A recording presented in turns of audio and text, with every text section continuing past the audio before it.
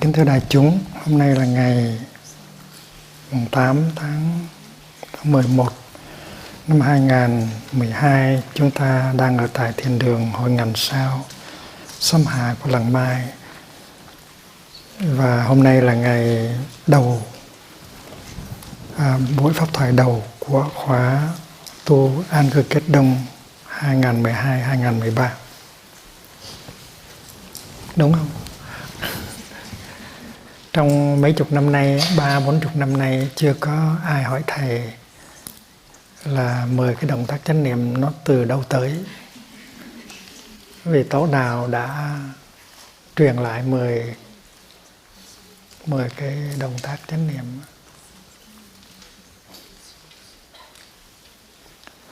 Thật ra vị Tổ sư này là một người Anh. Thầy Pháp Linh, sư cô Hiến Nghiêm, sư em Tăng Tâm Muội chắc là hết sức ngạc nhiên khi biết rằng 10 cái động tác chánh niệm này là từ một nhà triết gia người Anh. Ông ta cũng là một nhà giáo dục và cũng là một nhà xã hội học. Tên ông là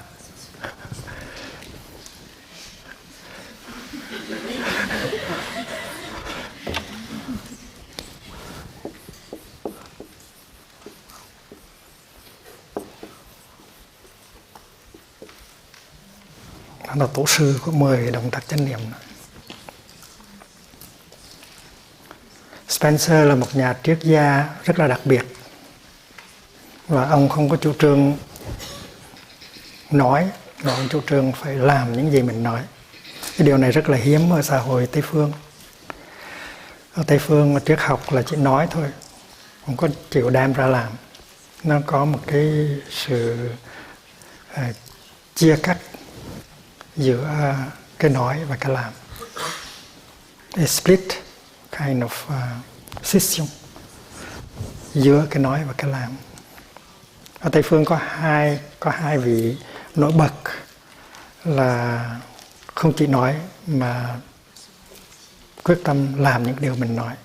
Đó là Schopenhauer, người Đức, và Herbert Spencer, người Anh. Vào khoảng 60 năm về trước, Thầy đã tiếp thu được 10 động tác chánh niệm từ Herbert Spencer, nhưng mà Thầy có thêm thắt vào. Thầy thêm vào nhiều lắm. Thứ nhất là Thầy làm cho nó nhu nhuyễn ra, tức là nó mềm ra. Mềm ra, nhu nhuyễn ra.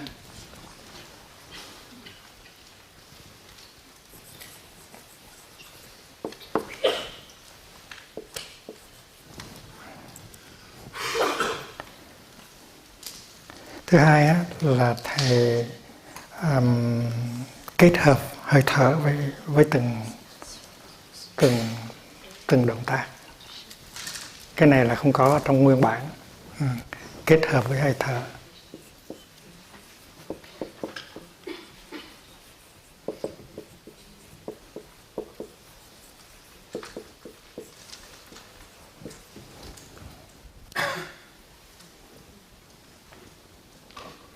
Kết hợp cái động tác với hơi thở.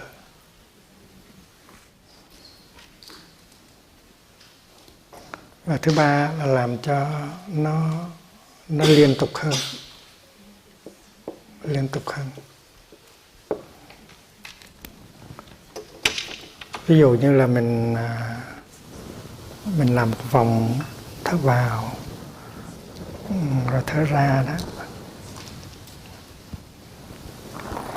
Thì theo cái nguyên bản của Spencer là tới thở ra, rồi thở vào trở lui, rồi thở ra trở lui. Thì thầy muốn làm cho nó liên tục hơn, để cho nó dễ chịu hơn, nó tạo hạnh phúc nhiều hơn. Thành ra vào, ra, rồi vào là đi tiếp thôi. Đó là cái mới.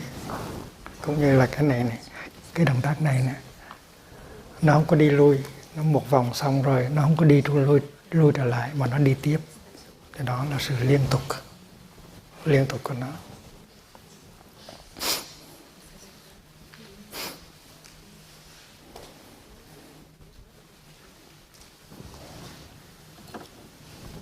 Thứ tư là nó có chánh niệm.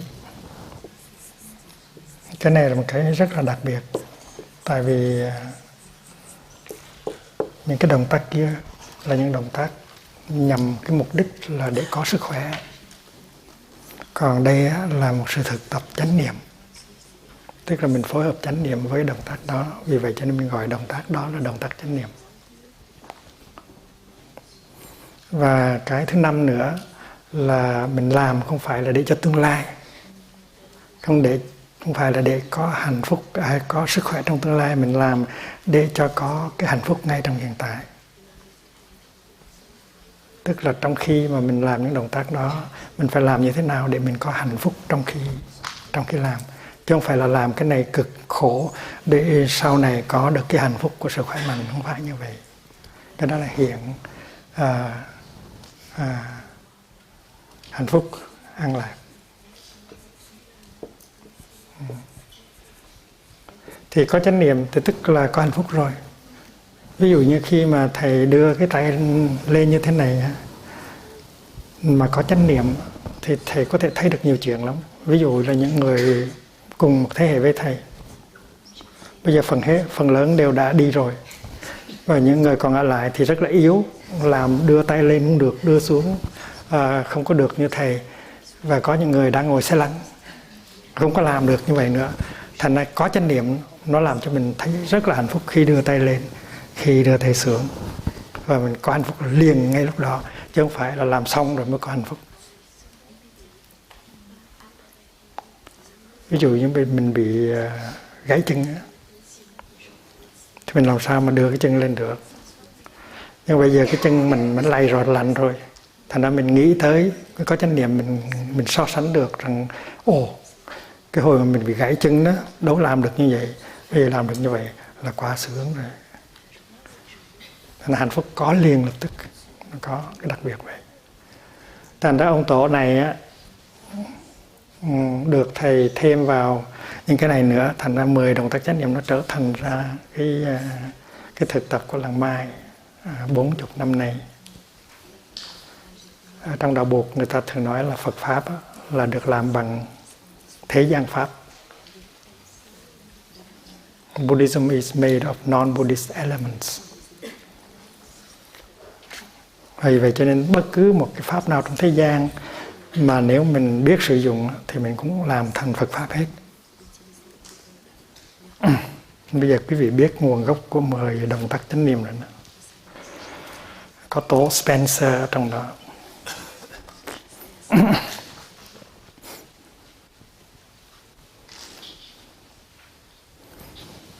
Có một lần thầy đi xem một cuộc triển lãm ở San Diego. Cuộc triển lãm họ triển lãm toàn là xác chết không à.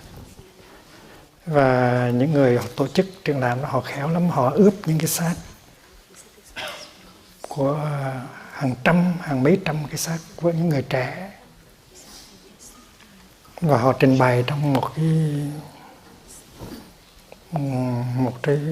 cái nơi mà mình đi vào thì giống như là đi vào trong một buổi quán niệm, một buổi thực tập, một buổi thiền quán.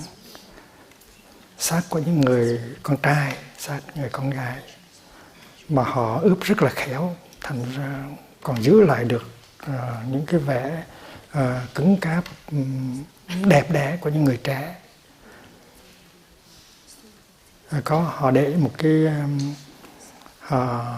có một cái chỗ họ để Họ để cái xác người đó đang đứng ở trong tư thế đánh golf, rất là hùng tráng, rất là đẹp, nhưng mà người đó cứng đờ. Đó là những cái xác người thật, họ giữ lại y nguyên như vậy.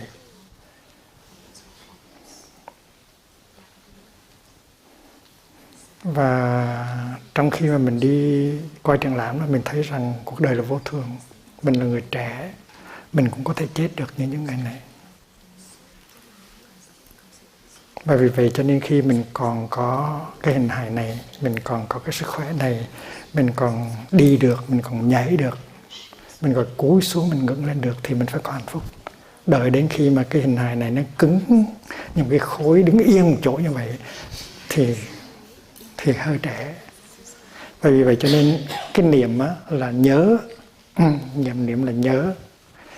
Nhờ cái chánh niệm cho nên mình mới biết trân quý những cái gì mà mình đang có trong giây phút hiện tại. Và cái hạnh phúc nó được tạo ra là do cái chánh niệm đó. Cho nên là lần mai mình thường nói rằng chánh niệm là một suối nguồn của hạnh phúc.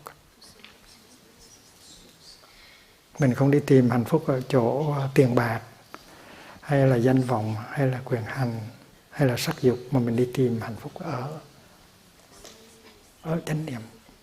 Và chánh niệm là một nguồn suối bất tận mà mình có thể chế tác ra bằng cách đi, cách đứng, cách nằm, cách ngồi.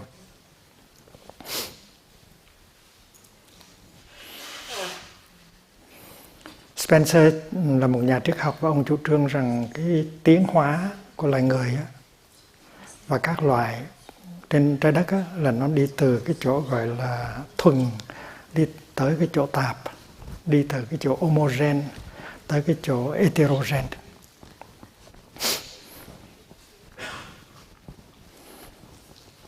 Ngày hôm qua trong cái buổi lễ thực tập nghiêm chỉnh cái thiền đi, và mình đã biết rằng nếu mà mình thực tập được 100% thì nó rất là dễ. Còn thực tập nửa vời đó, halfway đó, 50%, 60% thì nó không có thành công. Và khi mình thành công được cái thiền đi rồi thì mình có thể thành công được những cái khác dễ dàng hơn. Cho nên mình đã quyết định với nhau là trong khóa tu này là tất cả mọi người, xuất sĩ cũng như cư sĩ, đều phải thực tập thiền đi 100%. Tức là hết khi nào bước chân đi là phải có chánh niệm. Và muốn có chánh niệm thì trước hết là phải ngưng cái sự suy nghĩ. Tại vì cái tư duy của mình nó làm cho mình bay bổng lên không trung, nó kéo mình đi về quá khứ, nó kéo mình đi về tương lai. Cho nên cái tư duy nó có hại lắm. Tư duy có khi nó cũng hay lắm, nhưng mà thường tư duy là nó kéo mình đi về cái hướng gọi là thất niệm. Thất niệm tức là mất chánh niệm. Thất niệm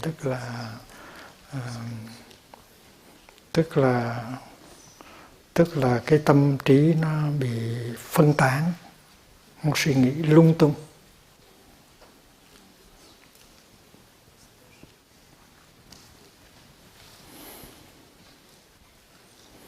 Mà muốn dừng cái sự suy nghĩ thì cái phương cách hay nhất là mình cột cái tâm mình vào trong hơi thở. Tức là thay vì để cái tâm mình nó chạy tới chỗ này, tại chỗ kia, thì mình đưa nó tới hơi thở. Mình coi cái hơi thở là cái đối tượng duy nhất của cái tâm. Tâm nhất điểm. Ekagata chitta là cái tâm nhất điểm. Cái đó là định. Cái tâm mình chỉ nắm, chỉ để ý tới một cái thôi. Cái đó là hơi thở. Và cái hơi thở đó mình phối hợp với bước chân.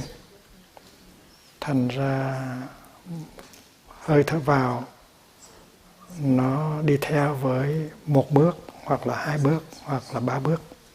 Hơi thở ra nó cũng đi theo với một bước, hai bước, ba bước hay bốn bước. Và khi mình cột cái tâm vào hơi thở, cột cái tâm vào bước chân, thì tự nhiên cái tư duy nó ngưng lại.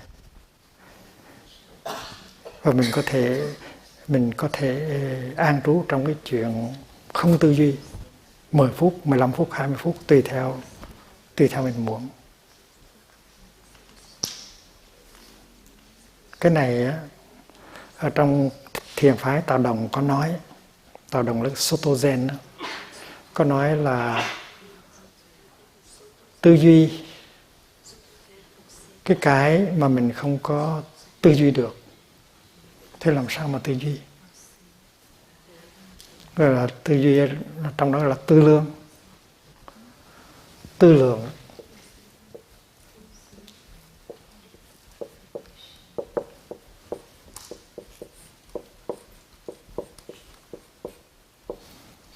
Tư là tư duy, lượng là đo lường, to measure. Mà cái thực tại là không có thể nắm được bằng tư duy, cho nên gọi là tư duy cái không thể tư duy được. Thì tư duy làm gì? Tiếng Hán là tư duy cá, tư lương cá, bất tư lương đế. Bất tư lương đế như hà tư lương, bất tư lương đế như hà tư lương. How can you think of something that cannot be thought? How can you conceive of something that cannot be conceived? Not thinking, not conceiving is the secret of meditation. No thinking.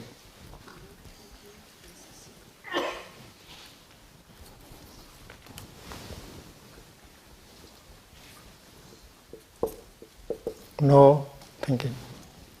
Thành ra trong khi mình đi, mình phải thực tập phi tư lượng, no thinking. Mình để tâm vào nơi cái hơi thở, mình cột tâm vào hơi thở, mình cột tâm vào bước chân. Cái đó là niệm và định. Niệm là nhớ hơi thở, ở với hơi thở, nhớ bước chân và ở với bước chân. Niệm định là hai cái của tâm đó. Và nếu có niệm định rồi thì mình tiếp xúc được với tuệ. Tuệ tức là mình đang còn sống đây, mình đang đi những bước chân trên đất mẹ mầu nhiệm đây.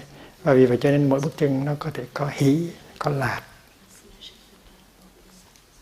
có hỷ, có lạc và có tự do.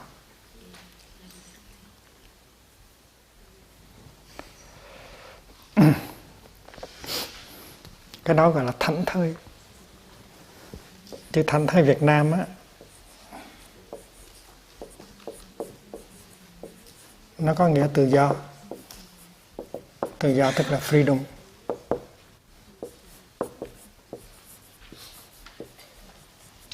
Nó là moksha, nó là vimukti. Thảnh thơi, tự do, freedom là không có bị ràng buộc, không có bị lôi kéo, không có bị đè, chèn ép. Mình có cái sự thảnh thơi. Mà có cái thảnh thơi mới có hạnh phúc. Không có bị ràng buộc. Ví dụ trong chúng ta có những người bị ràng buộc bởi quá khứ, không có thể quên quá khứ được. Trong quá khứ có những cái đau buồn, và mình cứ luôn luôn trở về quá khứ để nhai lại, sống lại cái đau buồn đó.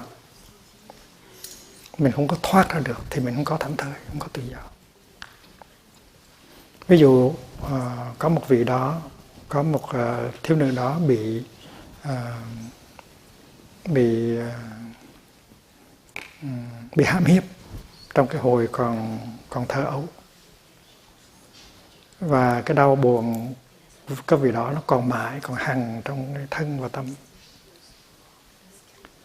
Và trong đời sống hàng ngày cứ không có khả năng sống được trong giây phút hiện tại. Trời xanh rất là đẹp cũng không thấy được, mây trắng nó xinh cũng không có thấy được, chim hót cũng không có thấy được, cũng không có nghe được, mà thông reo cũng không có nghe được, mà hoa nở cũng không có thấy được. Là tại vì người đó bị quá khứ nó trấn ngự.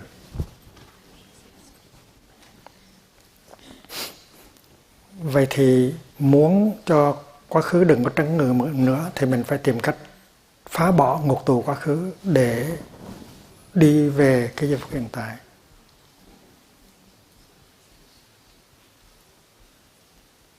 Và có thể nhờ một người khác giúp cho mình, nhắc mình rằng là cái chuyện bị hãm hiếp đó nó đã xảy ra trong quá khứ, và bây giờ đây thì cái chuyện đó không còn nữa. Bây giờ đây mình đang có an ninh, và mình phải tự nhắc mình là bây giờ đây không có chuyện đó nữa. Chuyện đó là quá khứ. Chuyện đó là chuyện đã xảy ra trong quá khứ. Nhưng mà tại vì cái quá khứ đó nó giống như một cuốn phim, nó giống như một cuốn phim, và cái phim đó nó cứ quay ở dưới cái tiềm thức của mình, và thường mình cứ chui vào đó để coi cuốn phim đó, và coi rồi đau khổ rồi khóc xong rồi coi lại nữa rồi đau khổ rồi khóc.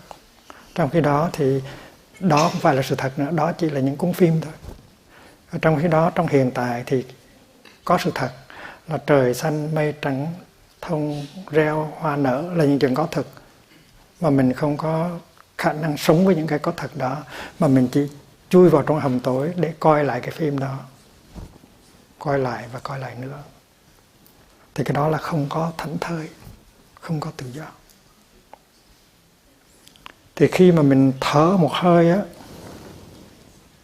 cái hơi thở của mình á, nó bắt đầu từ đây tới đây, nó có chừng 3 giây hay 4 giây.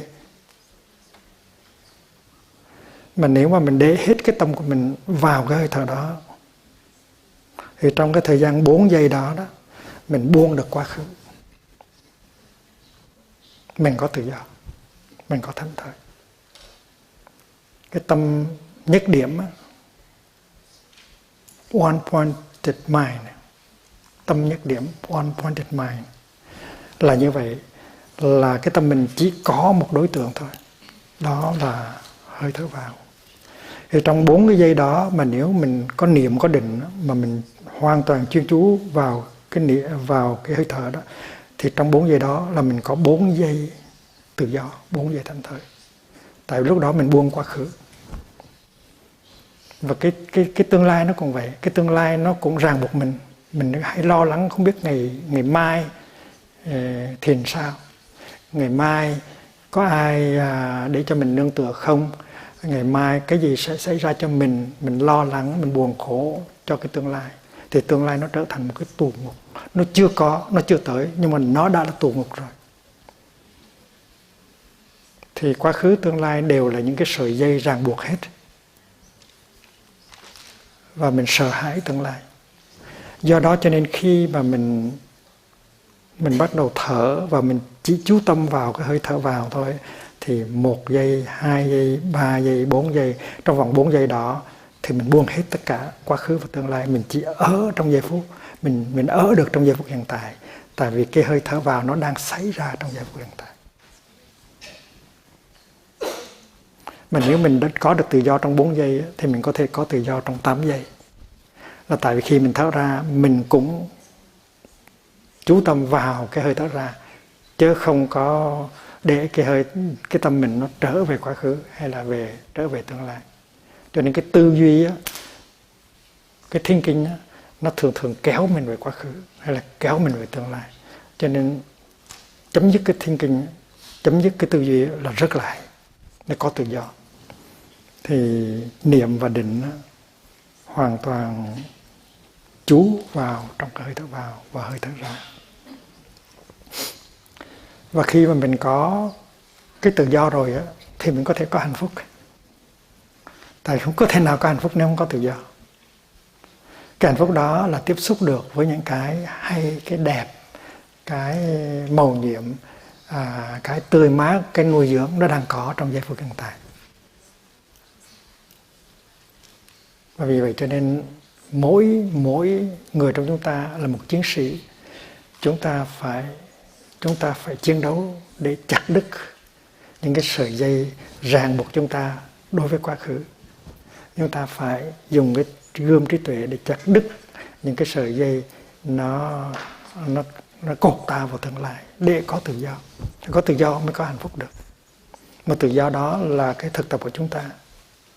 Mà tự do đó không phải là 10 năm sau mới có thể có liền. Có ít nhưng mà có liền. Có ít rồi mới có nhiều được.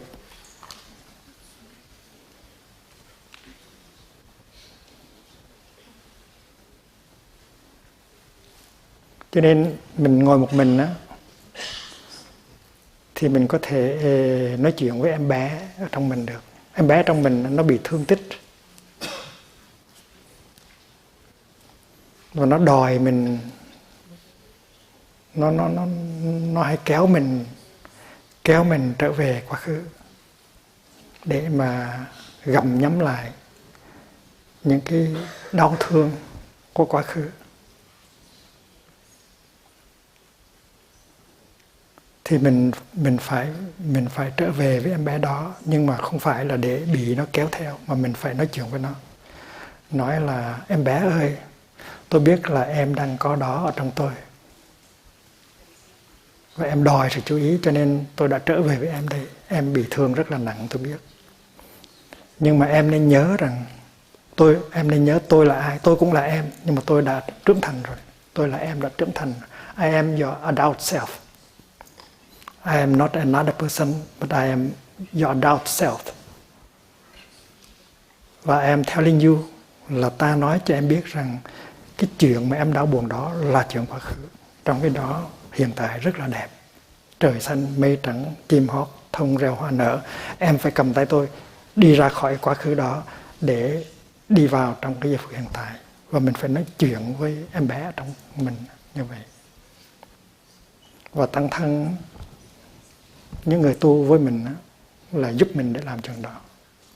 Mình giúp nhau để đi ra khỏi cái ngục tù quá khứ, hoặc đi ra khỏi cái ngục tù của sự lo lắng về tương lai, để an trú trong hiện tại. Và mỗi bước chân đi cũng như mỗi hơi thở của mình là đều có khả năng đem tới cái sự giải thoát, cái sự tự do đó. Là Vimukti là sự giải thoát. Giải thoát in the here and the now, freedom in the here and the now. Nên mỗi chúng ta đều là một chiến sĩ. Cái niệm, cái định và cái tuệ nó là một cái thanh gươm rất là sắc. Nó chặt đứt những sợi dây. Khi nào có một sợi dây vung ra để trói mình thì mình vung cái gươm đó ra, chặt đứt sợi dây. Và vì vậy cho nên cái hơi thở, cái bước chân của mình có thể là những cái lưỡi gươm. Nó cắt đứt cái sợi dây ràng buộc mình với quá khứ và ràng buộc mình với tương lai.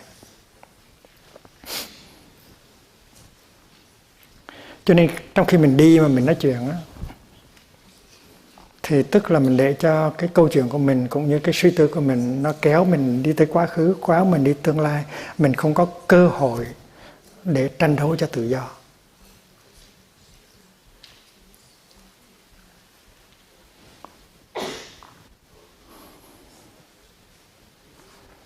Mà có thảnh thơi rồi, có tự do rồi thì mới có an lạc, có hạnh phúc. An tức là peace, lạc tức là happiness.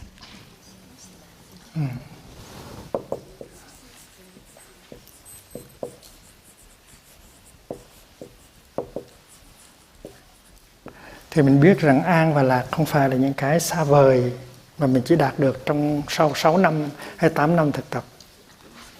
Hay mỗi cái hơi thở mà nó có chánh niệm, chánh định thì nó đem tới tự do và nó đem tới an lạc. Tại mình tiếp xúc được với những cái mầu nhiệm của sự sống trong giây phút hiện tại.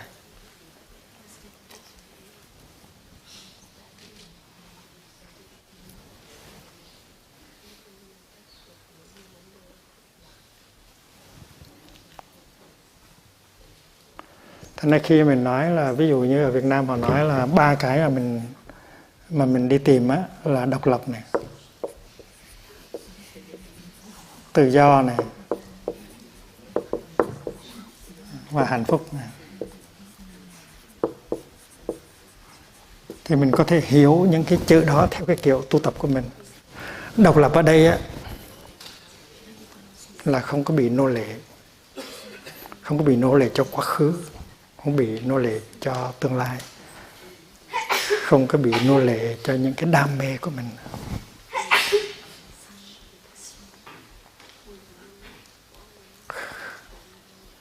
Cái đó là cái điều kiện căn bản để có tự do.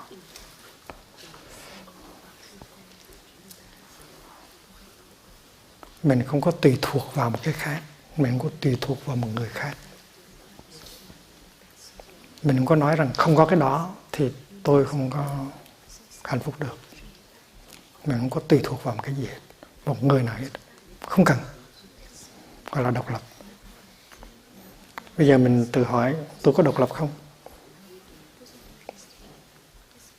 Tôi có đòi hỏi phải có một người khác hay không thì tôi mới có hạnh phúc được. Tôi có cần đòi hỏi tôi phải có một cái này, có một kia mới hạnh phúc hay không? Có độc lập thiệt hay không? Và nên khi mà có độc lập rồi thì tự nhiên có tự do. Có tự do tức là không có vướng bận. Có tự do thì không bị ràng buộc bởi quá khứ, bởi tương lai. Có tự do thì thanh thang tiếp xúc được với những cái điều kiện hạnh phúc nó có đầy ở trong mình và xung quanh mình. Thì độc lập tự do hạnh phúc là như vậy.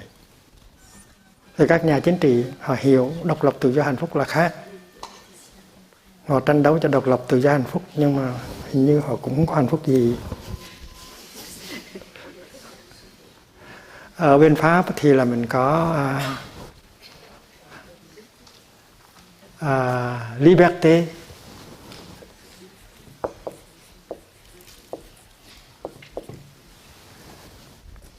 fraternité, cái gì? Égalité.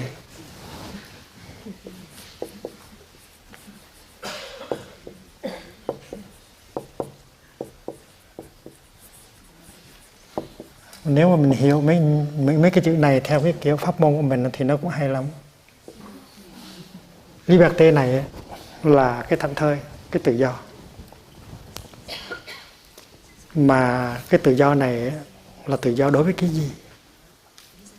Tự do này là đối với những cái đam mê, những cái giận hờn, những cái tuyệt vọng, những cái đau thương của quá khứ và những cái lo lắng về tương lai. Thì tôi hỏi mình có cái liberté đó chưa? Hay mình tranh đấu cho một cái liberté nào, một cái tự do nào bên ngoài? Tự do này không phải là tự do chính trị, mà là tự do thật sự trong đời sống hàng ngày, tâm linh. Mình có bao nhiêu tự do? How much freedom do I have? Mình có được bao nhiêu tự do? Mình phải hỏi như vậy.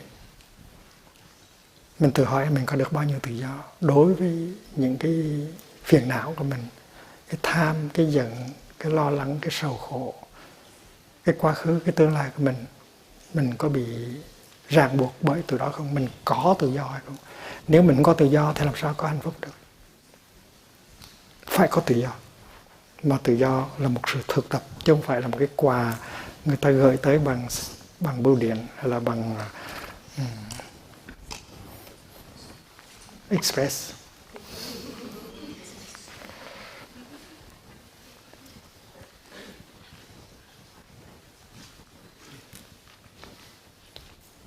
Fraternité rất là hay. Nhưng mà ở nước Pháp á, các nhà chính trị, các nhà giáo dục, các nhà khoa học có xây dựng tình huynh đệ hay không? Ở làng Mai mình biết rằng tình huynh đệ là quan trọng nhất. Và nếu không có tình huynh đệ thì không có gì nuôi dưỡng mình và để cho mình có thể thực hiện được cái ước mơ của mình, cái sự nghiệp của mình. Cho nên là làng Mai á, tất cả những cái gì mình làm, mình nói đều là phải có mục đích xây dựng tình huynh đệ hết. Mà có tình huynh đệ thì có tất cả. Nếu không có tình huynh đệ thì không có gì hết. Năm 2005 á, thì thầy được về Việt Nam lần đầu sau 40 năm bị lưu đày. Và các nhà báo hỏi thầy muốn nói cái gì không? Thầy cho ý kiến về Việt Nam, về tình trạng Việt Nam. Thì ngay ở phi trường Charles de Gaulle họ đã hỏi như vậy rồi, chưa lên máy bay họ đã hỏi như vậy rồi, rồi tới Việt Nam họ cũng hỏi như vậy. Thì tôi có nói rằng là tôi mới chân ướt chân ráo về tới đây, tôi đã biết thấy gì đâu mà nói.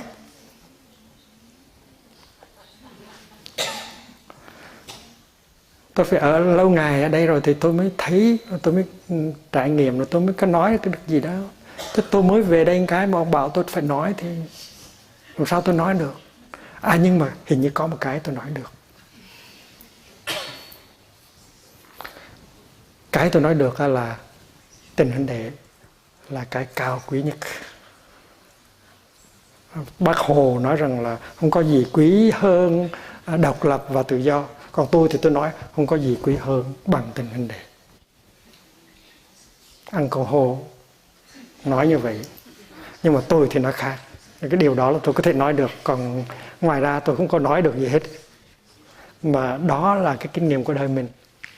Nếu không có tình huynh đệ không làm được gì hết.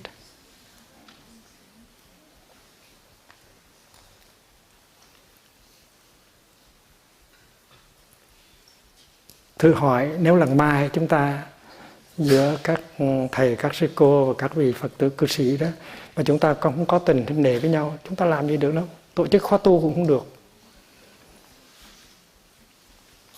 làm cái gì cũng không được. Cho nên tình huynh đệ là quan trọng nhất.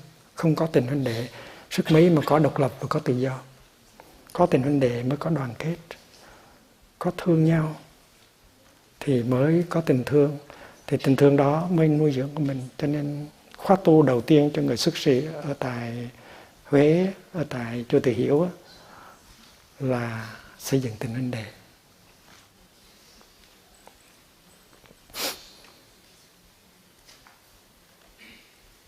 Mà tình huynh đệ là bản chất của một cái đoàn thể tu học.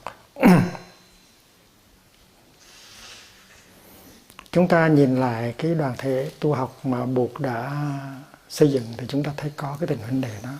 Các thầy lớn luôn luôn chăm sóc cho các thầy trẻ. Và cái điều đó làm cho Bụt có rất là nhiều hạnh phúc. Và tiếng Pháp á, cái chữ fraternité nó cũng có nghĩa là tận thân. Nó cũng có nghĩa là một đoàn thể tu học. La fraternité cũng là tận thân. Khi mình có một số các cha, các thầy ở với nhau, tu học với nhau, thì cái đoàn thể đó gọi là la fraternité. Nó hay, rất là hay. Và bên Phật giáo cũng vậy. Bên Phật giáo nó có cái chữ lục hòa. Một cái đoàn thể hòa hợp, có hạnh phúc, ý hòa đồng diệt. Và vì vậy cho nên chữ fraternité là brotherhood, nó có nghĩa là một đoàn thể tu tập với nhau.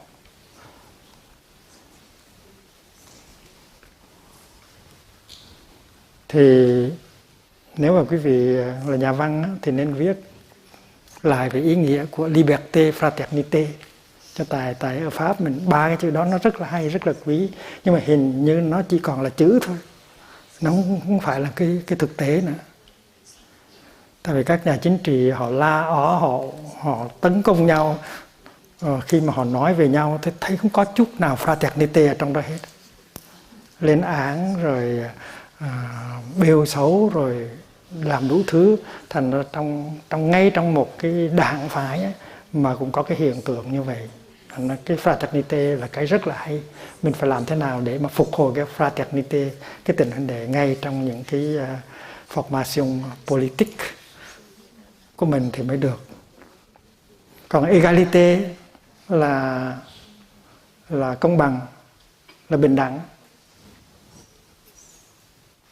Người ta nói rằng chúng ta sinh ra là bình đẳng với nhau. Nous sommes nés égaux. We are born égaux. Nhưng mà sự thực không phải như vậy. Chúng ta sinh ra mà nếu bà mẹ chúng ta nghèo là chúng ta không có bình đẳng rồi. Sự thật là như vậy. Sự thật là chúng ta sinh ra không có bình đẳng với nhau. Có những đứa con sẽ có cơ hội đi học để tốt nghiệp đại học. Có những đứa con sẽ không bao giờ được đi học quá cái cấp tiểu học.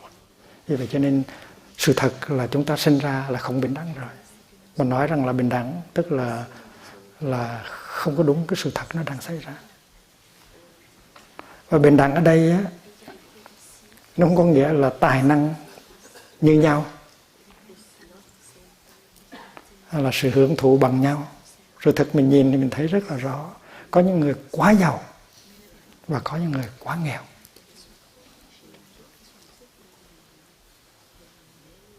Và chủ nghĩa cộng sản á, là để mà đi tới một cái mục đích là cái gì cũng chung hết. Nhưng mà hiện bây giờ trong các nước cộng sản như là Việt Nam hay là Trung Quốc á, thì cái người giàu nó quá giàu và người nghèo nó quá nghèo.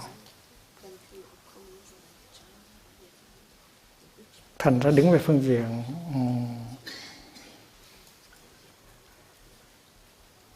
cơ hội, chúng ta không thấy có egalite.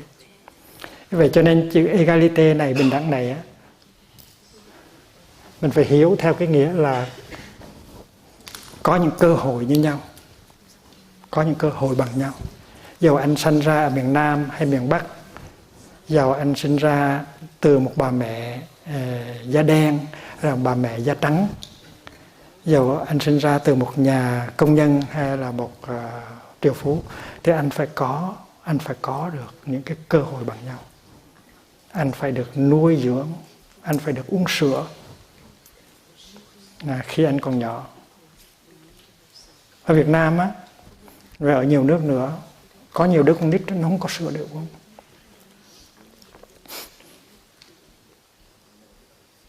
Nếu mà bà mẹ không có sữa thì là em bé hoàn toàn không có cơ hội, và nó sẽ còi.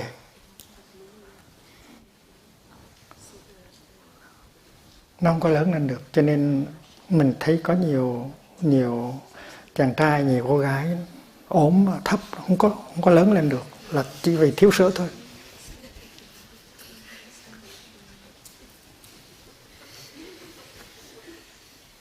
Hiện bây giờ mình ở Việt Nam mình có những cái tác viên xã hội mà Làng Mai đang giúp. Cái mục đích của họ là đi vào thôn quê để làm thế nào để bất cứ một đứa con nít nào mỗi ngày ít nhất là có được một ly sữa. Mà nếu không có sữa mẹ, không có sữa bò thì có sữa đậu nành. Thì giấc mơ của mình, giấc mơ của Làng Mai rất là nhỏ bé. Làm sao để cho mỗi em bé mỗi ngày có được một ly sữa. Nếu ngày xưa mà thầy có đủ sữa, bây giờ thầy đâu có nhỏ như vậy.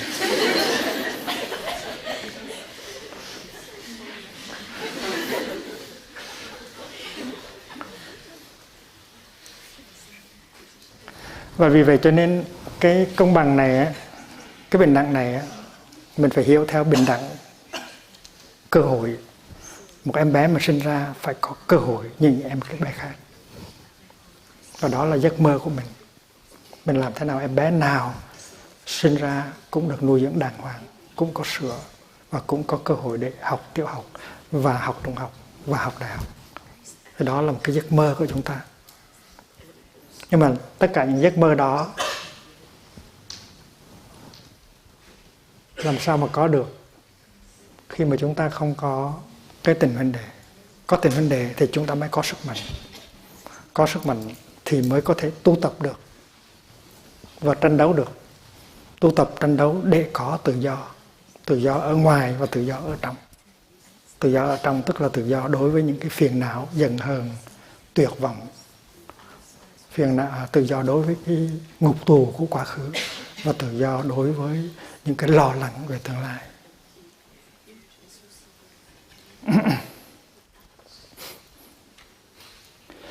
Trong cái đời sống hàng ngày của chúng ta thường bị đặt vào cái tình trạng là phải đi tới những quyết định. Nói là tới kỳ hạn rồi anh phải quyết định mới được. Anh phải nói yes hay phải nói no liền. Và chúng ta bị đặt vào cái tình trạng phải làm những quyết định như vậy. Và chúng ta quyết định rất là cấp tốc. Chúng ta quyết định nhưng mà trong cái tình trạng mà chúng ta không có tự do. Nếu chúng ta đi tới một quyết định trong khi tâm mình không có nhẹ nhàng, thanh thản, tự do, thì quyết định đó sẽ đưa tới những khổ đau cho ta và cho người khác. Ví dụ như mình đang có cái giận hờn mà mình quyết định một cái thì cái quyết định của mình nó bị cái sự giận hờn của mình nó chế ngự. Đó không phải là một quyết định tốt. Nếu mình làm một quyết định trong cái khi mình đang còn lo lắng, bất an thì quyết định nó không thể nào tốt được. Tại vì mình không có tự do. Khi mình đi tự tử, mình quyết định tự tử là tại mình bị một cái tâm trạng tuyệt vọng hay là giận hờn nó trào lên. Đôi khi mình tự tử là để trừng phạt cái người kia, để cho người kia biết. Đôi khi tự tử là tại mình tuyệt vọng. Thì khi mà có cái sự giận hờn, có sự tuyệt vọng đó mà đi tới một cái quyết định đó, thì quyết định không bao giờ sáng suốt hết. Vì vậy cho nên sự thực tập của chúng ta là sự thực tập tự do, the practice of freedom.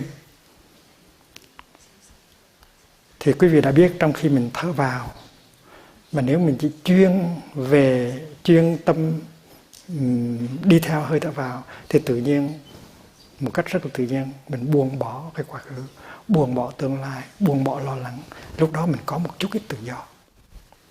Và nếu mình thở ra được với chánh niệm thì mình nuôi dưỡng cái tự do đó nó lớn lên. Và mình làm như vậy trong 5 phút, trong 10 phút thì tự nhiên mình có đủ tự do để đi tới một quyết định. Cái nguyên tắc là khi mình có tự do thì đừng có quyết định. Không có tự do, không có peace thì đừng quyết định. Dầu cái người kia nói anh phải quyết định liền bây giờ, mình phải từ chối. Nói tôi không có tự do, tôi không có thảnh thơi, tôi không có bình an để quyết định. Anh có ép tôi được.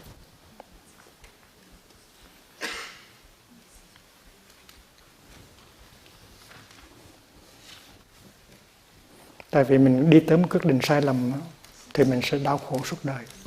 Và mình sẽ làm cho người kia đau khổ suốt đời. Cho nên cái tự do đó là cái tự do là một cái yếu tố rất là quan trọng của hạnh phúc.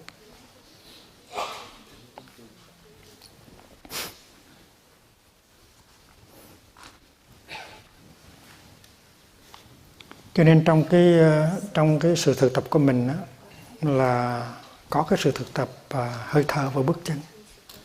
Và mình đã quyết định trong cái mùa an cư Kết Đông năm nay mình phải thực tập thiền đi một cách rất là đúng mức. Và trong khi đi mình phải ngừng sự suy nghĩ, ngừng cái sự nói năng. Và mình phải cột tâm vào hơi thở, cột tâm vào bước chân. Nhưng mà mình không có khổ gì hết trong khi làm như vậy. Và nếu mình có niệm, có định tuệ thật sự thì mình tiếp xúc với trời xanh mây trắng, những màu nhiệm của sự sống trong mình và xung quanh mình. Và mỗi bước chân có thể có an và có lạc. Phải có thảnh thơi và phải có an lạc.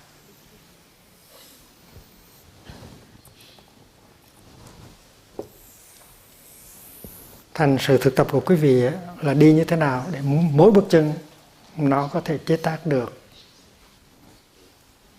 thảnh thơi, tức là tự do. Mỗi bước chân nó có thể chế tác được an và lạc. Và khi mà mình cảm thấy mỗi bước chân làm cho mình hạnh phúc và an lạc thì mình biết rằng mình đang thực tập đúng. Mình đang thực tập đúng. Và cái thảnh thơi, cái an lạc đó bắt đầu đã là Niết Bàn rồi. Niết Bàn nó có thiệt. Niết Bàn tức là sự thảnh thơi, sự an lạc. Trong kinh có định nghĩa Niết Bàn là sự vắng mặt của những phiền não. Vắng mặt của những phiền não như là giận, buồn, tuyệt vọng, lo lắng.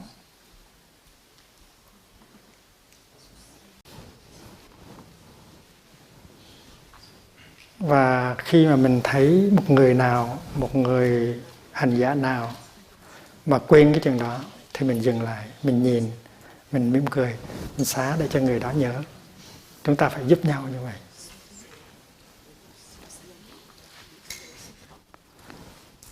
Và sáng hôm nay thì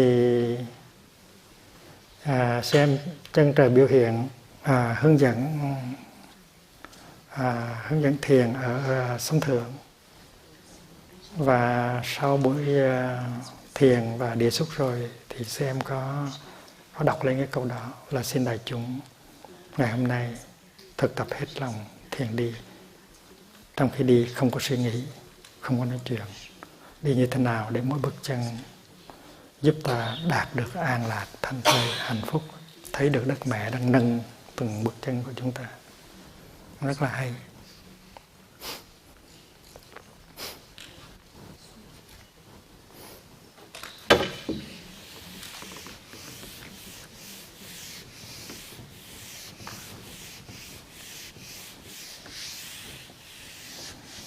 Khóa tu của chúng ta có cái đề tài là chúng ta có phải là những người tri kỷ của Bụt hay không? Nghĩa là chúng ta có hiểu Bụt hay không? Hay là chúng ta hiểu lầm Ngài? Sự thực là người ta hiểu lầm Bụt rất là nhiều. Không phải là những người ở ngoài giáo đoàn của Ngài hiểu lầm Ngài, mà chính là trong giáo đoàn của Ngài, đệ tử của Ngài cũng hiểu lầm Ngài rất là nhiều. Cái điều này được ghi lại ở trong kinh. Bụt không có dạy như vậy, nhưng mà người ta nói Bụt dạy như vậy. Mà người ta đây không phải là chỉ người đứng ngoài, ngay cả đệ tử của Ngài cũng nói như vậy. Thành Bụt rất là oan. Vậy thì chúng ta ở đây chúng ta có phải tri kỷ của Bụt không? Chúng ta có hiểu được Bụt không? Đó là câu hỏi. Chúng ta không thể nói rằng chỉ có tôi mới hiểu được Bụt thôi. Không nói như vậy không có được, tại chúng ta không có chắc. Thành chúng ta phải rất là cẩn thận. Trong khóa tu này chúng ta hãy thực tập khiêm cung và tìm cách để chúng ta có thể trở thành ra một người đệ tử có khả năng hiểu được thầy mình tức là Bụt Thích Ca. Thì có những cái phương pháp học hỏi mà chư Tổ đã trao truyền lại. Ở Tây Phương có nhiều học giả, họ rất là giỏi về tiếng Phạn, tiếng Pali, chữ Hán, chữ Tây Tạng vân vân, và họ nghiên cứu rất là nhiều kinh điển, dịch rất là nhiều kinh điển, nhưng mà rốt cuộc thì vẫn có thể hiểu lầm Bụt như thường.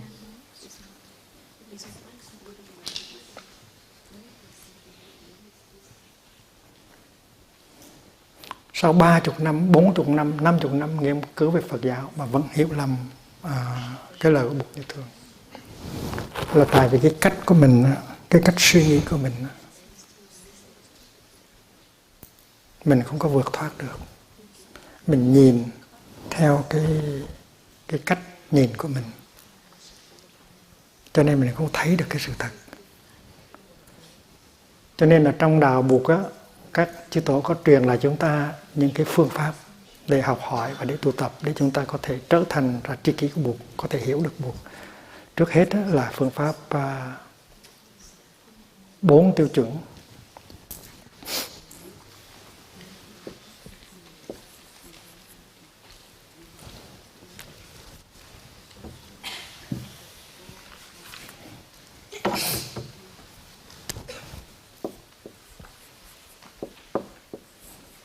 Cái này là phương pháp học là methodology, the four Siddhanta. Tứ tất đàn,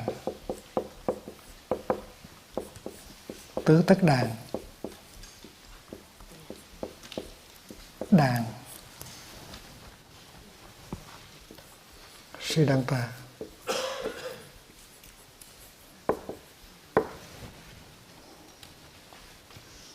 Bốn tiêu chuẩn về sự thật.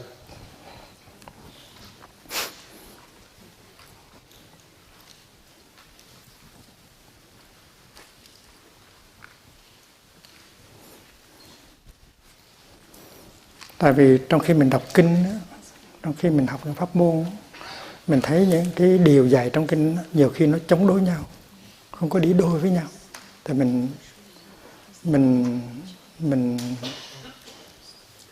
mình hoang mang, mình không biết cái nào là đúng, nói cái nào cũng là buộc nói hết. Tại sao khi buộc nói thế này, khi buộc nói thế kia, không có thống nhất? Vì vậy cho nên mình phải có cái phương pháp gọi là tứ tất đàn này để phân biệt. Và cái điều thứ nhất là thế gian tất đàn, hoặc là thế giới tất đàn.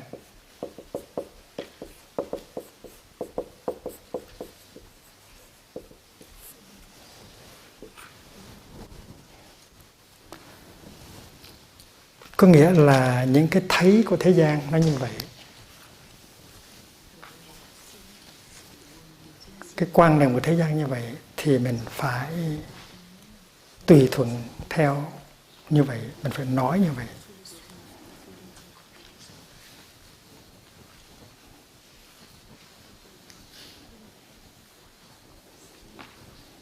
Tại vì nếu mình không có nói được ở trong cái văn mạch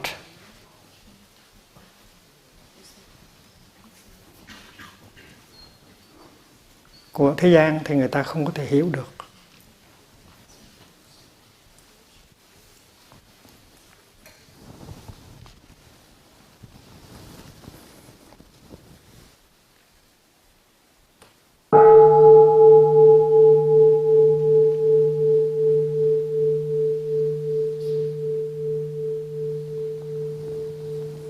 Cái văn mạch tức là cái context của thế gian thì mình cũng phải tùy thuận theo như vậy thôi.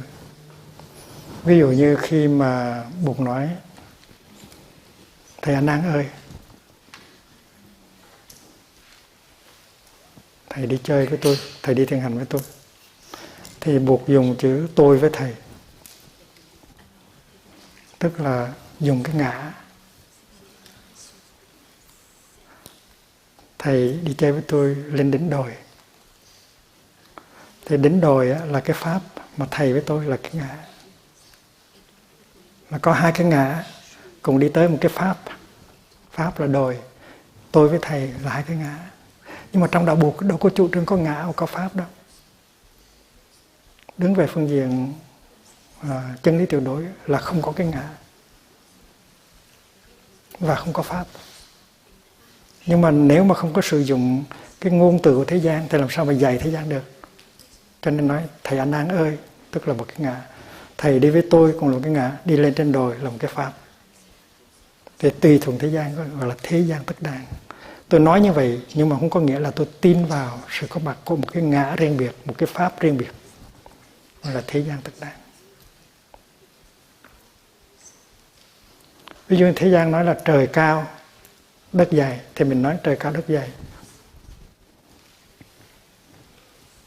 Thế gian nói có trên có dưới thì mình nói có trên có dưới. Trong cái sự thật là mình đang ngồi đây thì mình nghĩ cái này là phía trên, cái này là phía dưới. Nhưng mà những người ở bên kia bán cầu, họ đang ngồi chống ngược lại, họ nói cái phía này là phía trên của họ và cái phía này là phía dưới của họ. Thành ra phải tùy thuận theo thế gian. Và khi mà mình nói tùy thuận thế gian không có nghĩa là mình trái chống với sự thật. Nó cũng là một cái loại sự thật, nhưng mà là sự thật tương đối.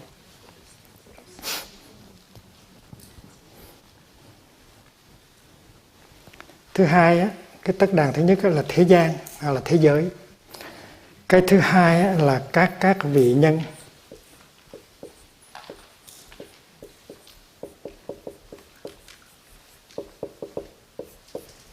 Tất đàn tức là mỗi những cái điều mình nói đó, nói cho mỗi người thì mình phải nói khác. Đối với người này thì phải nói như vậy mới được, nhưng mà đối với người khác phải nói khác.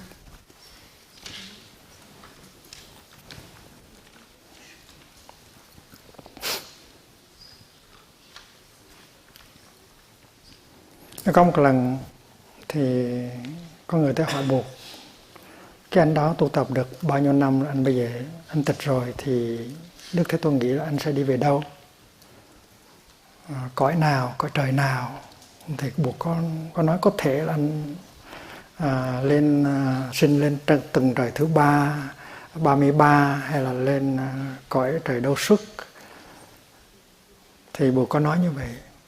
Nhưng mà đến khi mà hỏi tới những cái, có người khác tới hỏi thì Buộc im lặng nói không có đi về đâu hết, không có từ đâu tới và cũng không có đi về đâu hết. Thì có người mới hỏi rằng tại sao Buộc lại nói khác nhau như vậy. Có khi có người tới hỏi thì Buộc nói người đó có thể đã sinh về cõi này cõi kia, còn khi người khác tới hỏi thì Buộc lại nói không đi đâu cũng không cần tới, tức là nói khác nhau. Thì Buộc có trả lời rằng nó tùy theo người, cái người này không còn chấp nữa cho nên tôi nói như thế này, còn cái người kia còn chấp thì tôi phải nói thế này, nếu không thì người đó không có chỗ nào để bám víu.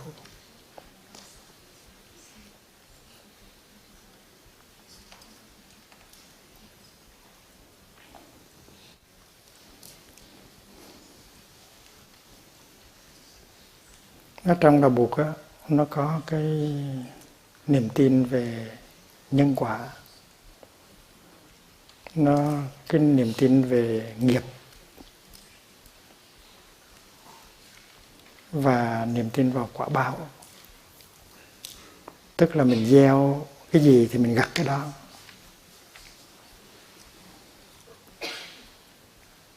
Nhưng mà trong đạo Buộc cũng có cái giáo lý về vô ngã. Nếu không có cái ngã, không có người gieo hạt,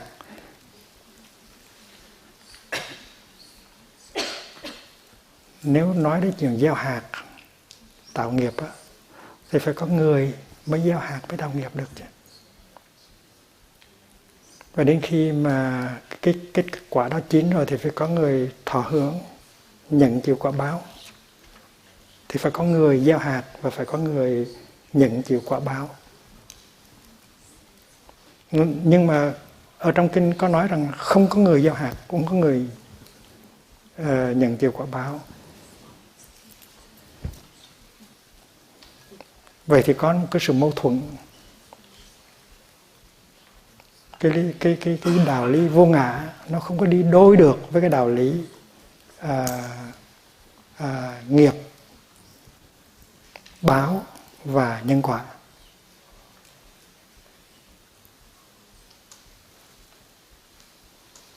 Và có những người có cái trí tuệ, có cái căn cơ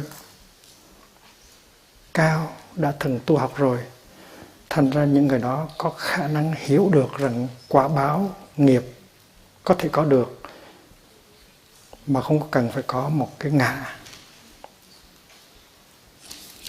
Ở trong kinh có những cái đoạn rất là hay, nói rằng là cái người tạo nghiệp với cái người nhận chịu quả báo là một người hay là hai người khác nhau.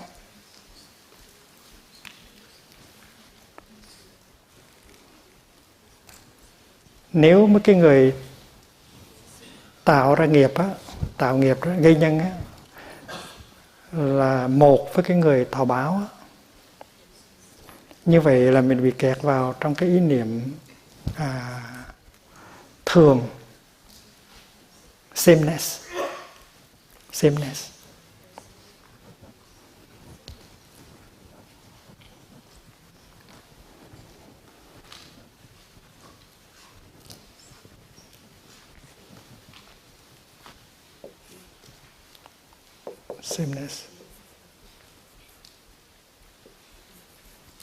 Tức là cái người mà gieo gió đó với cái người gặt bão là một người thì là mình kẹt vào cái ý niệm nhất tức là sameness.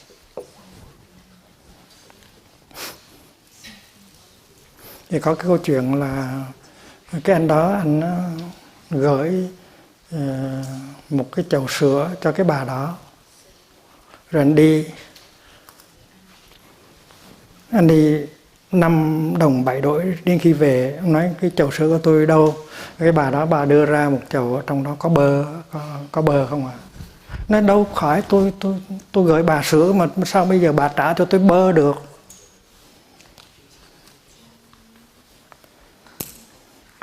Vậy thì sữa với bơ là 2 hay là 1?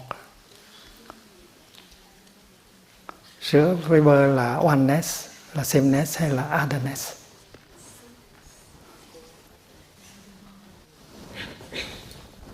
Phi nhất phi dị là không phải một mà không có phải khác.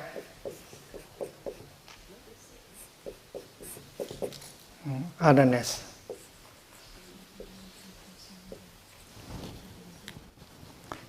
Thì nếu mình nói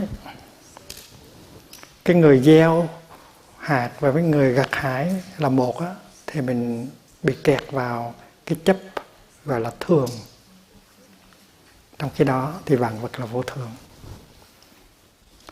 Còn mình nói cái người gieo hạt với người gặt hái là 2 người khác nhau, thì anh vướng vào một cái thấy khác, gọi là cái thấy đoạn.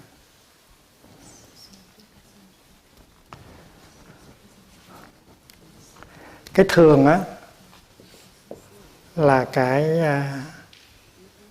eternalism.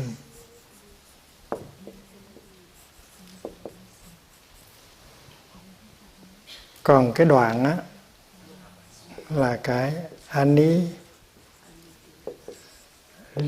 annihilation.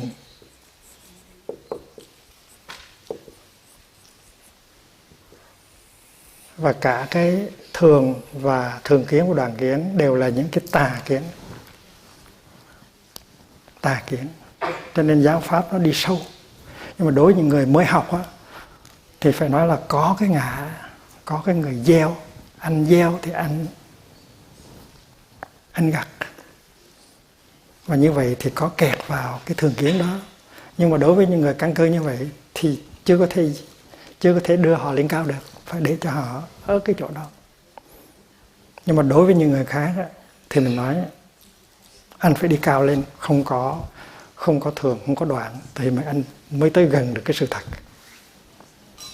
Đó cái gọi là các vị nhân tất đàn, tức là cái giáo lý mà chia sẻ ra, ban phát ra, nó tùy theo cái trí tuệ và cái căn cơ của từng người.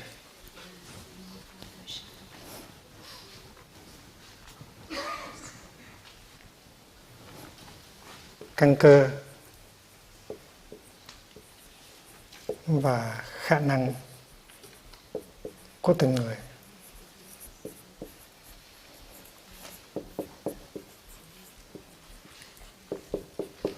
Còn cái thế gian tất đàn là nó giống như là conventional. Thứ ba là đối trị tất đàn.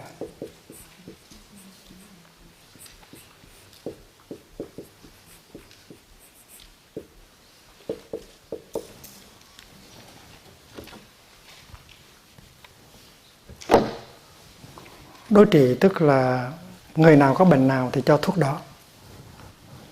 Nếu cho làm thuốc thì không có được. Người kia có thể chết. Vì vậy cho nên cái người kia tới, anh cho thuốc này, nhưng mà người này tới, nếu anh cho thuốc này thì chết á, anh phải cho một thứ thuốc khác, gọi là đối trị. Nên khi mình có tham, có vướng mắc, có đam mê, có buồn khổ, có tuyệt vọng, có những cái chứng bệnh như vậy thì phải, mình là ông thầy thuốc, mình là Dharma teacher, mình là ông thầy thuốc, mình là ông lang, mình phải cho cái toa cho nó đúng, nếu không thì người đó chết.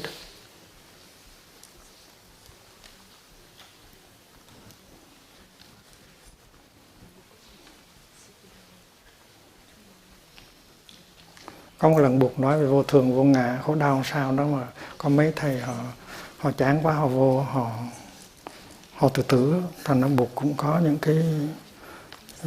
những cơ hội để học hỏi. Thì mình cũng vậy, mình là Dharma teacher, mình là giáo thọ, mình phải học hỏi. Mình đừng có nghĩ rằng là cái mình nói đó là đúng rồi. Có thể là mình chưa cái quán cơ được, mình không có thấy được. Cái giáo pháp á, nó phải có tính cách khế cơ.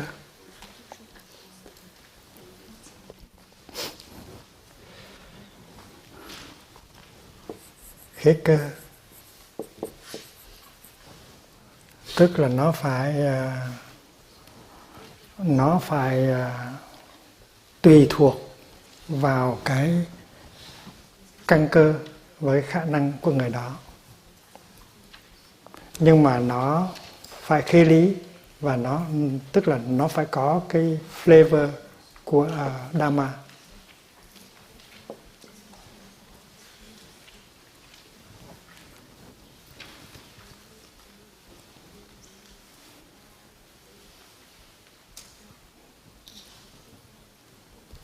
Là đối trị với bệnh.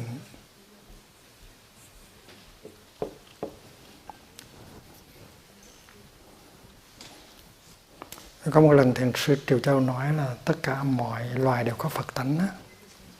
Để cho mọi người đừng có bị cái mặc cảm là mình không có thể tiến bộ được, không có thể đi lên được. Thế những người kia họ thông minh, họ giỏi, họ có thể thành Phật, thành Tổ được, còn mình cứ lẹt đẹt ở cái chỗ này làm sữa em hoài, giả gạo hoài đó. Thì Bụt mới nói như vậy. Thầy Triều Châu mới nói như vậy. Thì ngày hôm sau có một sư chú lên hỏi.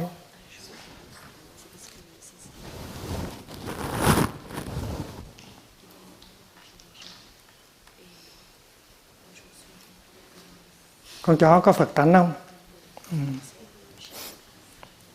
Theo nguyên tắc, nếu nó nói giống như hôm qua thì con chó có Phật tánh. Có Phật tánh. Nhưng mà anh chàng này lên đó, là để khoe với thầy rằng là mình hiểu những điều thầy nói. Và anh ta lên hỏi một câu không phải là để hỏi, để chứng tỏ rằng con đã học được của thầy cái rất là hay, là cái gì cũng có Phật tánh cả.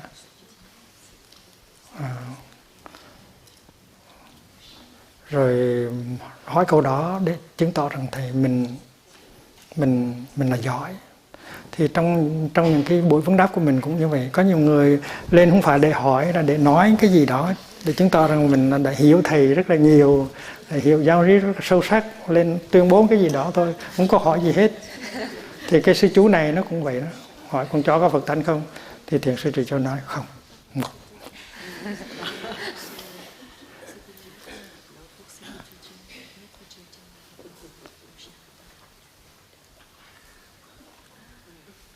Nếu mà nói có thì anh chàng này hí hửng đi về và cho đó cái đó là đủ rồi, thì là nguy lắm. Phải nói không để cho anh ta thất điền bát đảo, rồi anh ta mới đi tìm được. Thành ra đó là tùy bệnh mà cho thuốc. Có một cái ông đó tu trong cái đạo Zen đó, lõa thể đó, tới hỏi Bụt về có ngã hay không có ngã. Thì Bụt không có nói gì hết. Đến khi cái ông đó đi rồi thì thầy An Nam mới hỏi tại sao Đức Thế Tôn không có trả lời. Hỏi có ngã không, Ngài không trả lời. Có phải là không có ngã không, Ngài không trả lời.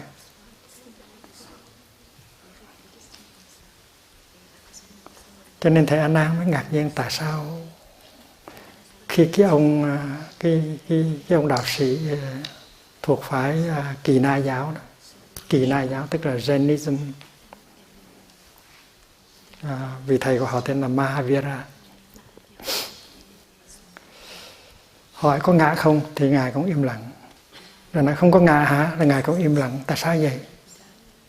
Thì Bụt mới trả lời thầy An Nan ơi, nếu mà tôi nói là có ngã thì điều đó nó trái với cái giáo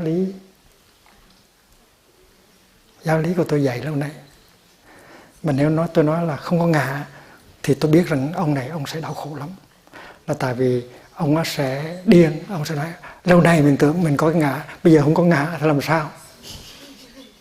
Đó là Bụt đọc được ở trong cái tâm trạng của ông nó có cái bệnh tâm thần. Và nếu nói là vô ngã thì nó đúng với giáo lý của mình rồi, nhưng mà sẽ làm cho ông điên. Tại vì ông nghĩ rằng trời ơi, lâu nay mình tin rằng có cái ngã, bây giờ đây nói mình không có ngã thì làm sao mình sống được. Thì những cái kinh đó nó chứng tỏ rằng Bụt đã dùng cái phương pháp gọi là đối trị tất đàn. Và cái tiêu chuẩn thứ tư về sự thật á, là đệ nhất nghĩa. Đệ nhất nghĩa tất đàn.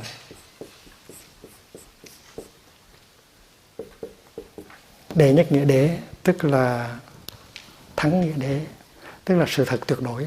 Sự thật tuyệt đối có thể làm cho người ta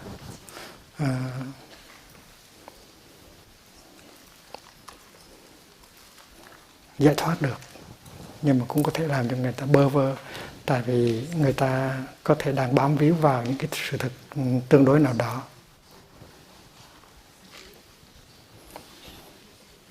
Khi mà mình đi tới giáo nghĩa không hay là tương tức đó, thì nó là đệ nhất nghĩa.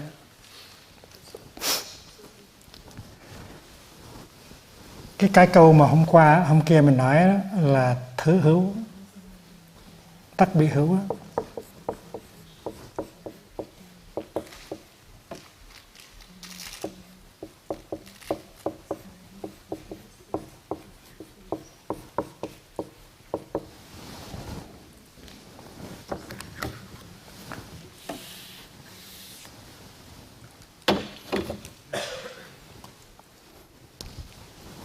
Nó là một câu nói, nó chưa đi đúng được vào đệ nhất nghĩa tất đàn, nó chưa phải là chân lý tuyệt đối. Tại vì thứ hữu tức vi hữu, tức là cái này có vì cái kia có. This is because that is. Thì nó có cái this là cái này, và nó có that là cái kia.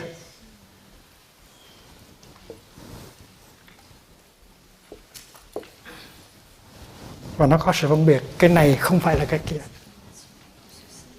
Trong khi đệ nhất nghĩa tất đàn là nói cái này nó nằm trong cái kia, cái này chính là cái kia. Cũng như là đứa con với là bà mẹ, có cái danh từ mẹ và con là hai cái khác nhau. Mình nhìn cho kỹ thì thấy có con ở trong mẹ và có mẹ trong con. Cái sự thực sâu hơn là tương tức, con tức là mẹ, mẹ tức là con. Nhưng mà khi mình nói mẹ sinh ra con, tức là chưa phải là đệ nhất nghĩa tất đàn, chưa phải là chân lý tuyệt đối. Ngày hôm qua mà khi ông Obama ông được tin là ông được tái cử, thì ông gửi cho bằng hữu và cử tri của ông một cái thông điệp rất là ngắn. Ông nói là cái này nó xảy ra là nhờ quý vị hết.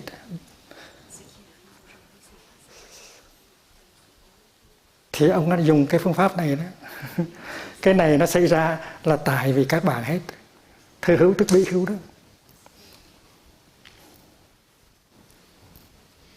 This happens because of you. Ông gửi từ cái telephone của ông.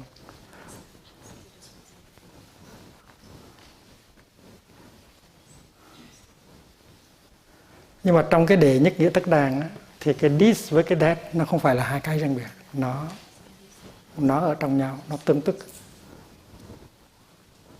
Cái này gọi là chân lý tuyệt đối,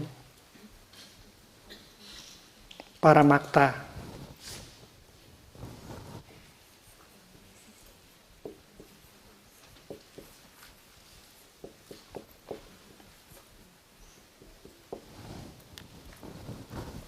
Thì đây là cái phương pháp đầu gọi là 4 tiêu chuẩn về sự thật: thế gian tất đàn, các vị nhân tất đàn, đối trị tất đàn và đệ nhất nghĩa tất đàn.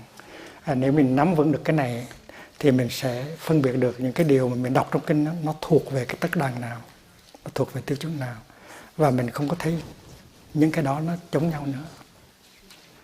Cái thừa hữu tức bị hữu nó đã hay lắm rồi, rất là sâu sắc rồi, nhưng mà nó vẫn chưa đi tới cái đệ nhất tất đàn. Đệ nhất nghĩa tất đàn là không. Cái thử nó cũng không, mà cái bí nó cũng không. Không có bí, có thử, chỉ có tương tức thôi. Bởi vậy cho nên khi mà đi vào trong kinh điển á, mà nắm được cái phương pháp 4 tiêu chuẩn chân lý tứ tất đàn, thì mình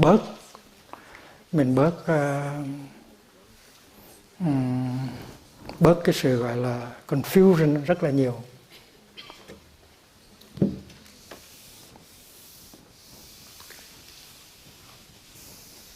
Cái phương pháp thứ hai là 4 sự y cứ, 4 sự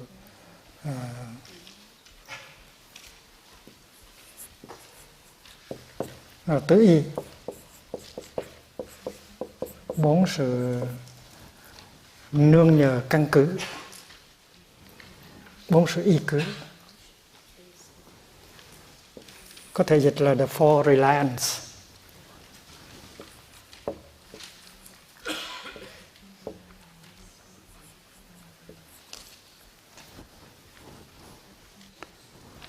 Thứ nhất là y pháp bất y nhân.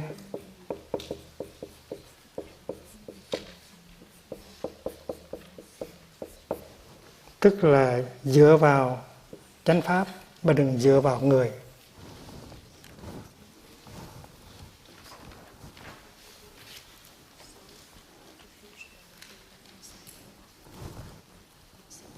Cái hồi thầy học tiểu học á, học lớp 6 lớp mẫu giáo á, thì cô giáo cô có dạy như thế này: không nên đi giày cao gót vì nó làm trèo chân và khi đi đứng không được dễ dàng. Và cô khuyên học trò là không nên đi giày cao gót. Trong khi đó cô đi giày cao gót. Có nhiều thầy giáo cũng vậy đó. Thì mình hỏi tại sao thầy nói như vậy mà thầy làm như vậy. Thì ông ta nói fais ce que je dis, pas ce que je fais. Do what I tell, not what I do. Thì vì vậy cho nên khi mà mình học á, mình học về Phật Pháp á, thì mình đừng có vì cái người đó mà mình bỏ Phật Pháp. Có thể là người đó tu không có giỏi, nhưng mà người đó có biết Phật Pháp.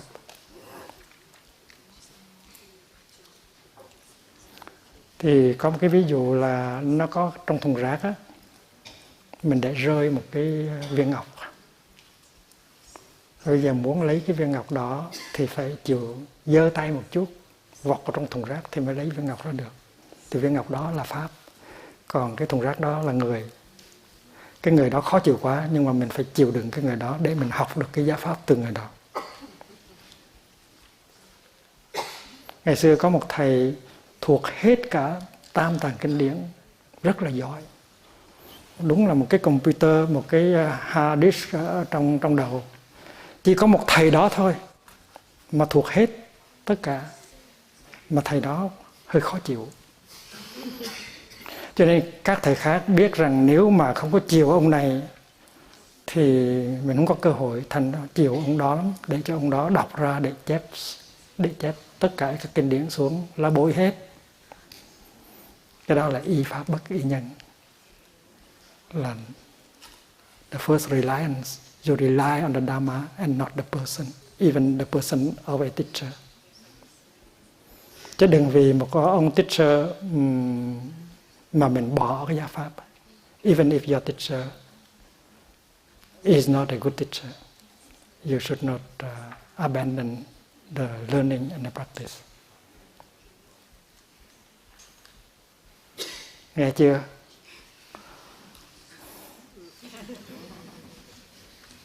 Y pháp bất y nhân. Rely on the Dharma, not on the man, on the teacher.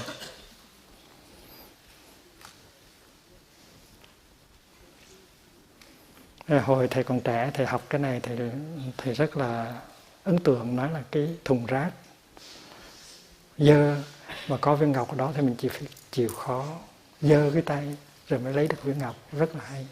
Rồi phải có kiên nhẫn.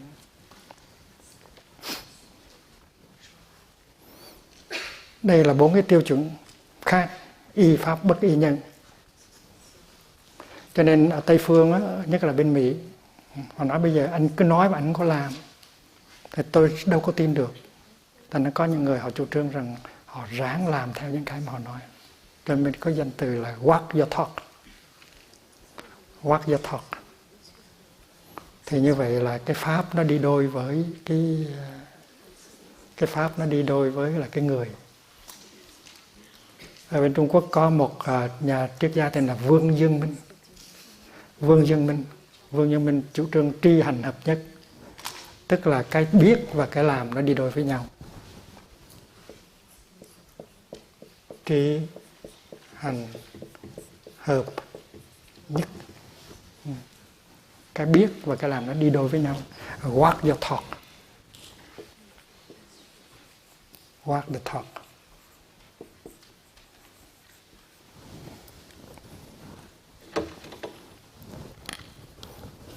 Cái sự y cái thứ hai là y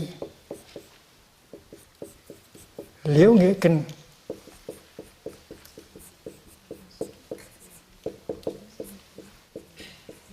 Bất y bất liễu nghĩa kinh.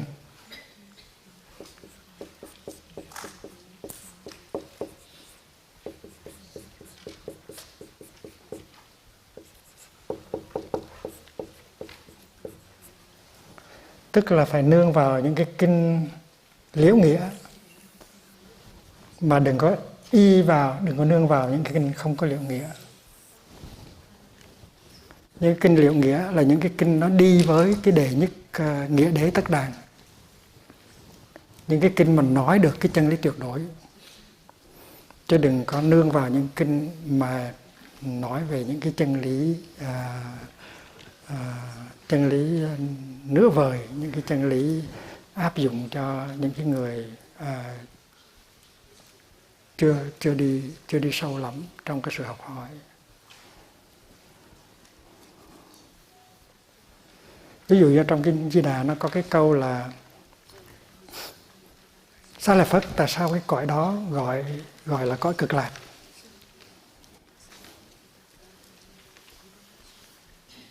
Xá Lợi Phất, tại sao cái cõi đó được đặt tên là cõi cực lạc? Tại vì Xá Lợi Phất ở cõi đó chỉ người ta chỉ có hạnh phúc thôi, mà người ta không có biết khổ đau là gì. Kỳ đạo chúng sanh vô hữu chúng khổ, đáng thọ an lạc, cố danh cực lạc. Cái câu nói đó nó hấp dẫn người ta lắm, nó đối trị. Tại vì phần lớn của chúng ta là ham tới cái chỗ không có đau khổ, có hạnh phúc. Cho nên cái này nó khế cơ lắm, nó rất là hấp dẫn. Có một cái cõi mà về đó rồi thì không có cái đau khổ nữa, chỉ có hạnh phúc thôi.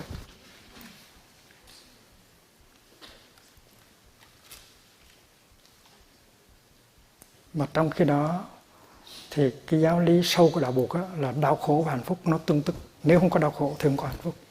Hạnh phúc được làm bằng những cái chất liệu, trong đó có chất liệu khổ đau. Thành ra cái câu đó là một câu không có liễu nghĩa. Cái câu trong Kinh A Di Đà là cái cõi đó là một cái cõi chỉ có hạnh phúc mà không có đau khổ, là một câu không có liễu nghĩa. It's not the absolute truth. Nhưng mà nó đóng cái vai trò của nó. Là tại vì chúng sanh á, là ham cái chỗ nào mà không có đau khổ và chỉ có hạnh phúc thôi. Và nó cái nghĩa đó tuy là không phải là liễu nghĩa, nhưng mà nó có cái vai trò của nó. Mà ở làng Mai chúng ta cứ học đi học lại rằng khổ đau và hạnh phúc nó tương tức. Nếu không có khổ đau thì không có chất liệu để làm ra hạnh phúc. Nếu không có buồn thì không thể nào làm thành sen được.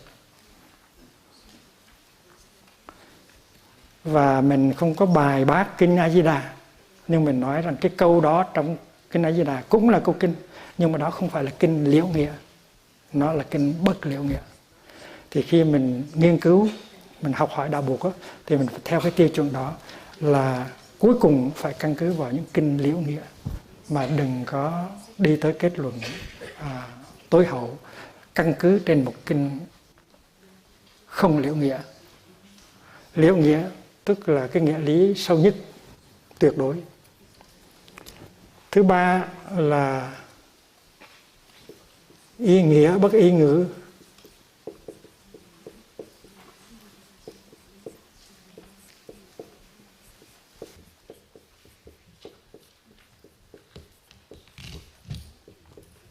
Tức là rely, nương vào cái nghĩa lý hơn là cái văn từ. Tức là mình đọc những cái câu đó mình đều bị kẹt vào chữ, mình phải đọc giữa hai hàng chữ, mình phải thấy được cái ý, cái mình bị kẹt vào trong cái lời gọi là ý nghĩa của cái ý ngữ.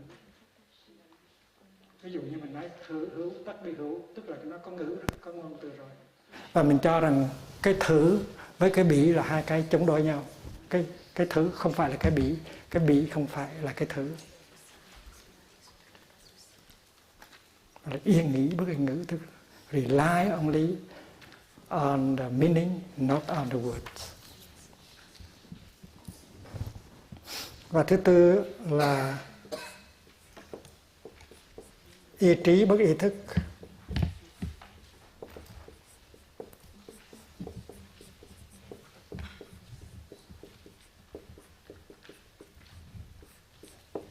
Tức là phải nương vào cái trí, đừng nương vào cái thức. Tại cái thức của mình đó, nó có những cái vô minh, nó có những cái thành kiến, nó có những cái tập khí, nó có cái sự kỳ thị phân biệt. Còn cái trí là nó sáng, nó không có bị cái phiền não che lấp, và nó có tính cách trực giác đi thẳng, không có đi xuyên qua những cái chuyện lý luận. Và vì vậy cho nên người tu và người học là phải dựa trên cái trí nhiều hơn cái thức. Thức nó còn vô minh, nó còn kỳ thị phân biệt. Còn trí thì nó sáng, nó không có phiền não, không có kỳ thị phân biệt. Cái đó gọi là 4 tiêu chuẩn về chân lý và 4 sự y cử mà chúng ta có thể sử dụng trong khi học hỏi, trong khi tu tập.